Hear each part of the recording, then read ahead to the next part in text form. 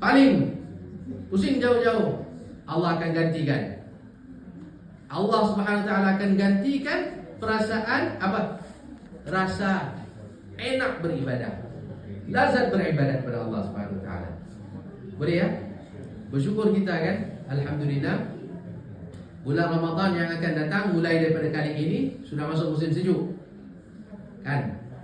Kalau tahu-tahu sudah pening kepala. Yang sakit kepala. Betul tak? Saya kalau keluar yang ini tak pakai baju, yang ini bajunya koyak, yang ini susah mau lihat. Kita berpuasa kan? Berpuasa. Kainnya tak ada kan? Kurang kain. Jadi mata ni nak perlu dijaga. Ini cobaan. Jadi apa dia punya solusinya? Pakai kacamata hitam. Betul. Pakai sunglass. Orang tak nampak, kita pun ya. Habis rosak. Jadi alhamdulillah Ramadan makin lama masuk ke musim sejuk, pakaiannya tertutup pelihara. Apa-apa pun itu hanya gurauan saja ya. Apa-apa pun hati kita kan, kita yang menjaga. Ala kulli hal, apa-apa pun haruslah kita menjadi jaga-jaga terhadap puasa kita dengan tidak melihat kepada perkara yang mungkar. Khamsun yuftirna as-sa'ima al-kadhibu wal-ghibatu wan-namimatu wal-yaminul kadhibah wan-nadharu bisyahwah. 5 perkara yang boleh membatalkan puasa. Ini hal-hal spiritual. Kerana kita sudah sebut puasa ini akan menjadikan kita takwa yang kuat, iman yang kuat. Jadi harus kita jaga perkara-perkara spiritual. 5 perkara yang dapat membatalkan puasa, bukan secara zahir, tetapi secara spiritual. Apa? Yang pertamanya apa tadi? Ghibah. Apa ghibah? Bahasa Indonesia ni apa ghibah? Ghibah ya. Apa? Ada lagi perkataan ghibah? Gosip. Gosip. Masya Allah. Itu bahasa apa itu gosip? Indonesia. Ya, gosip, ghibah. Ya cara? Oh rasa-rasanya. Oh itu halus tuh ya, rasa-rasanya. Menggerupi. Gerumpi. Masya Allah. Saya tahu ketumpi. Bahasa Jawa rumpi. Membicarakan orang lain. Masya Allah ya. Kalau bahasa Malaysia membawang. Kerana selalunya orang yang potong bawang itu dia cerita kan. Kedengarannya jiran kita itu apa? Oh keretanya baru ya itu. Sambil bawang itu dia potong sambil cerita. Jadi namanya membawang. Tapi tak apa. Yang pentingnya ghibah, ibu-ibu, bapak-bapak. Ghibah itu dapat membatalkan puasa seseorang spiritually. Jangan ambil secara literal. Oh tadi aku sudah membawang, ayo minum saja. Jangan, bukan begitu maksudnya ya. Aku sudah gossiping. Ya sudah, anak-anak makan bakso. Lapar nih. Tidak, bukan begitu. Tetapi harus kita pahami maksudnya. Kalau kita melakukan, na'udzubillah, kalau seseorang itu, bukan kita ya, kalau seseorang itu melakukan 5 perkara ini sewaktu dia berpuasa, maka ibadah puasa itu seakan-akan tidak valid. Itu maksudnya. Tetapi dia kena puasa, kena teruskan. Cuma sia-sia puasanya, tak ada manfaat puasa kamu kerana gossiping. Jadi pertama apa? Gosip. Nombor 2 apa? Al-kadhib, berbohong. Bohong ini daripada awal, bukan puasa saja. Muslim ini tidak boleh berbohong. Rasulullah SAW sebut, orang Islam ini mungkin saja buat ini, mungkin dia lakukan itu, mungkin ini, mungkin. Tetapi al-kadhib tidak sama sekali. Bohong tidak boleh. Orang Islam tidak boleh bohong. Ini menjadikan kita kuat ya, supaya tegas dan harus memastikan sebelum kita melakukan kerja itu, pastikan kita tidak akan menjadikan satu pembohongan. Jadi kerjanya mesti betul. Yang pertama riba, nombor dua bohong. An-namimah, namimah apa? An-namimah mengadu domba. Mengadu domba. Ada A, ada B. Dia pergi dekat A, aku dengar B kata kau macam ni. Dia pergi dekat B, aku dengar A kata kau macam ni. Biar dia berlagak, biar dia bergaduh. Kita itu namimah, na'udzubillah, tak boleh. Namimah tak boleh, ribah tak boleh, kazib tak boleh, kizib tak boleh. Yaminul kazibah, apa? Sumpah bohong, sumpah palsu. Bersumpah betul saya nampak dengan nama Allah, tapi bohong, tak boleh. Lepas tu yang terakhir, nombor 5, wan-nadhru bisyahwat, melihat sesuatu perkara dengan syahwat, batal puasa. Jadi untuk memastikan hati kita suci, bersih, ikhlas, tulus kerana Allah, jaga, jangan ada maksiat. Supaya bila tidak ada maksiat, ikhlas itu dapat terpelihara. Nah, khaslatani, hadis yang lain, khaslatani yufsidani siyam, al-ghibah wal-kadhib. Dua perkara yang dapat membatalkan puasa, ghibah, rumpi, dan juga kadhib, bohong. Jangan bohong. Ini spiritual. Ya. Kemudiannya yang terakhir saya ambil. Anna Nabi sallallahu alaihi wasallam, yang terakhir sekali. Jadi poin untuk memastikan kualiti ibadah kita, ikhlas kerana Allah, dan keluarkan daripada hati kita segala sifat-sifat mazmumah, sifat yang terkeji, sifat-sifat yang negatif. Bohong, namimah, riba, sumpah palsu, adu domba, itu semua keluarkan. Jadi ikhlas kita ni dapat terpelihara. On top of it, lain daripada itu dipelihara juga ya.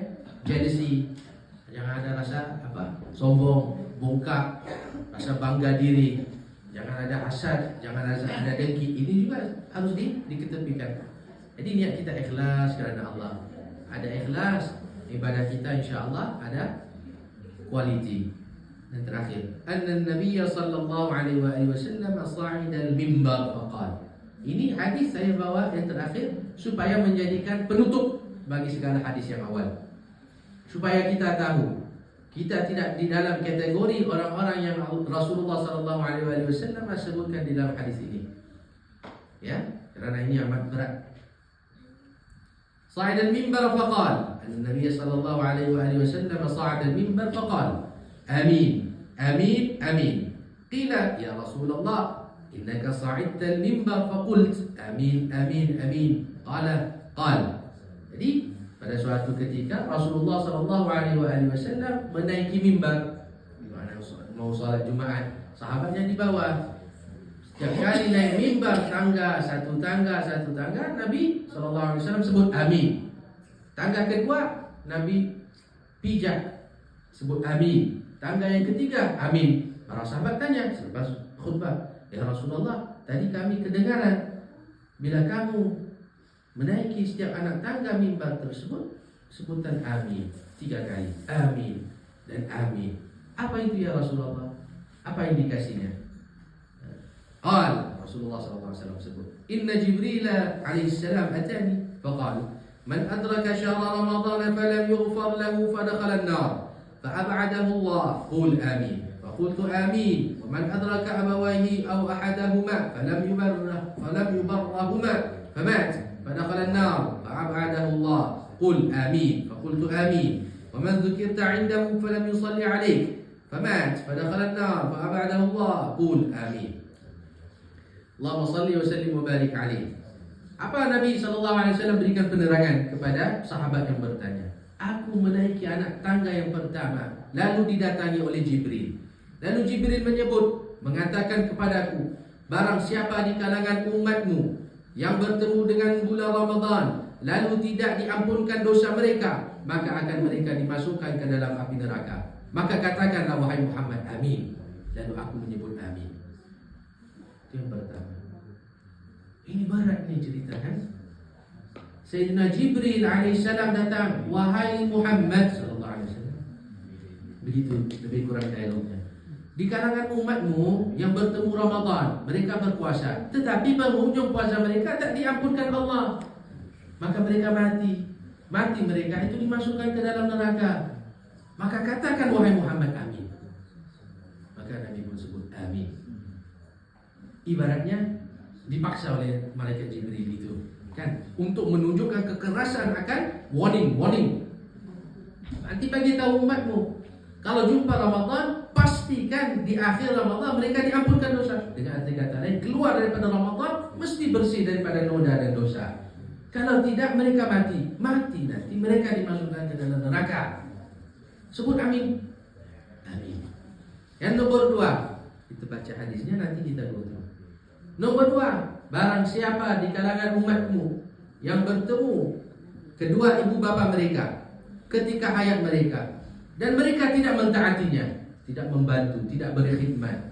Ibu bapa mereka ada peluang untuk berkhidmat, tak mau khidmat, lalu mereka mati. Orang itu mati, dimasukkan ke dalam neraka Allah Subhanahu wa taala. Sebut wahai Muhammad amin. Katakan amin. Nabi sallallahu alaihi wasallam sebut amin.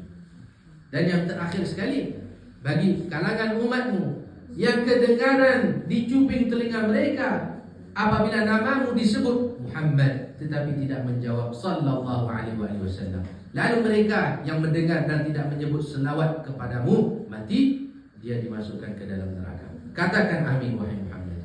Nabi sallallahu alaihi wasallam sebut amin. Jadi ibu-ibu dan bapak-bapak, ini satu cerita yang amat membimbangkan kita, tetapi bukan menjadikan satu perkara yang negatif, tetapi menjadikan ia satu warning untuk kita. Kalau bertemu Ramadan, hujung Ramadan, pastikan ya Allah, keluarkan aku daripada bulan ini dengan dosa yang terampun, dengan iman yang tinggi, kuat, naik. Kerana apa? Itu tujuannya Ramadan. Itu yang dikehendaki oleh Allah. Di awal ayat kita sebut la'allakum tattaqun. Moga-moga dengan puasa ini kalian menambahkan takwa. Dan dengan hadis Nabi SAW memberi amaran kepada kita supaya memastikan diri kita keluar daripada bulan ini terampun dosa. Kalau tidak, ditakuti. Na'udzubillah. Jangan kita sibukkan diri dengan ini dahsyat ini. Kerana tidak diampunkan dosa masuk neraka, sikit-sikit neraka. Orang kita ada gitu kan. Kerana apa? Sudah terbiasa dengan perkara-perkara yang easy. Sekarang semua easy kan, santai, relax. Kan Allah itu Maha Pengampun.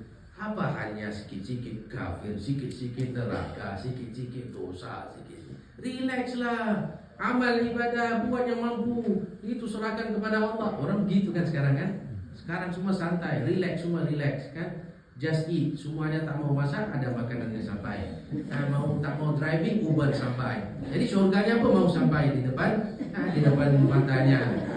Apa mau kecoh? Janji kau beriman, janji buat baik, niat baik sudahlah. Apa kamu sibuk-sibuk kan? Urusan lain, urusan Allah, bukan urusan engkau.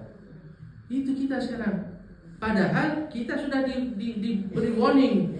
Bukan warningnya kerana kita menakut-nakutkan orang. Neraka engkau ya, engkau neraka. Bukan gitu. Tetapi ingatkan diri supaya kita ingat diri kita, jaga diri baik-baik. Ini Ramadan mau kita masuk, pastikan ikhlas kerana Allah.